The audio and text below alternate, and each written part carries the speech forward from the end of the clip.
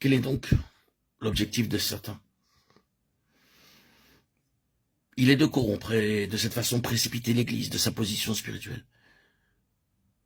Nous avons des paroles telles que celle-ci. Souviens-toi donc d'où tu es tombé. Cela est dit à l'Église d'Éphèse. Tu as abandonné ton premier amour. Retournez à Acte 19 et observez ce premier amour. Paul arrive à Éphèse.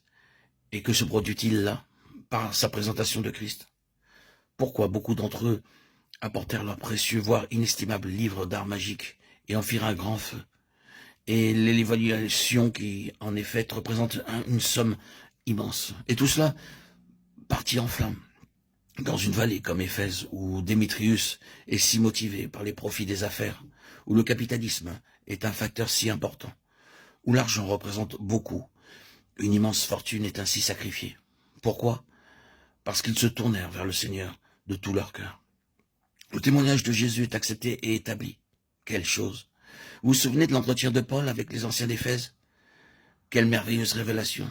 Quelle relation dans les choses spirituelles! À juste raison, il lui fut accordé par la permission du Saint-Esprit d'écrire cette lettre circulaire qui avait Éphèse pour base et qui devait parcourir toutes les églises en Asie.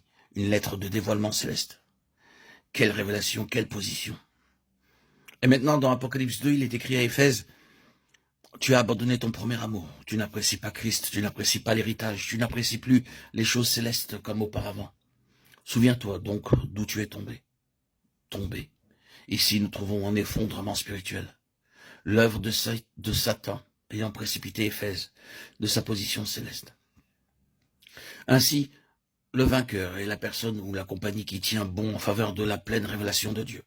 Et la pleine révélation de Dieu est un peuple céleste en qui il peut y avoir une manifestation grandissante et finalement pleine et parfaite de la gloire morale de Dieu dans cet univers.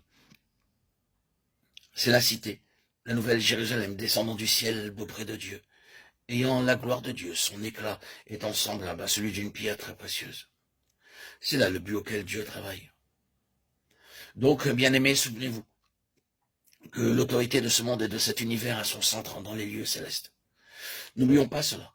En cet âge, les autorités de ce monde de ténèbres se trouvent dans les lieux célestes. Dans ces lieux célestes, à présent, les principautés et les puissances, les autorités de ce monde de ténèbres agissent.